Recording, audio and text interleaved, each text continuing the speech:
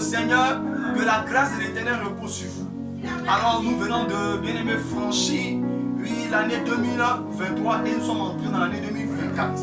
Alors, bien-aimé, cette année n'est pas une petite année, c'est une année vraiment spirituelle. Et pour affronter cette année, il faut que nous nous préparons. Bien-aimé, nous sommes entrés déjà en janvier. Janvier, je dirais que c'est le mois de la préparation.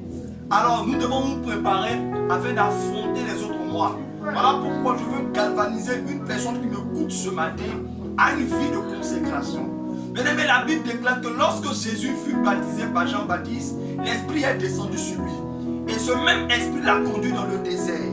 Parce qu'en réalité, il y avait un ministère glorieux qui attendait notre Seigneur Jésus-Christ. Alors il fallait que l'Esprit le conduise dans le désert pour le préparer à affronter, bien-aimé, les défis à venir.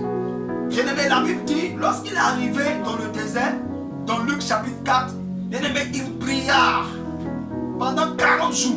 Il a fermé la bouche pendant 40 jours. Il n'a ni mangé ni bu. Bien-aimé, il passa du temps dans la présence de son Créateur. Il passa du temps dans la présence de son Dieu. Parce que l'Éternel Dieu devait lui accorder une puissance surnaturelle qu'on appelle l'onction. Le revêtement de l'Esprit pour impacter, bien-aimé, toutes les nations de la terre. Et dans ce temps de consécration, bien-aimé, il a rencontré son Créateur. C'est le diable est venu. Il a tenté de plusieurs manières, mais il n'a pas cédé à la tentation. Alors je veux dire à quelqu'un que le mois de janvier est un mois de consécration, un mois de préparation. Tu dois entrer dans la présence de Dieu.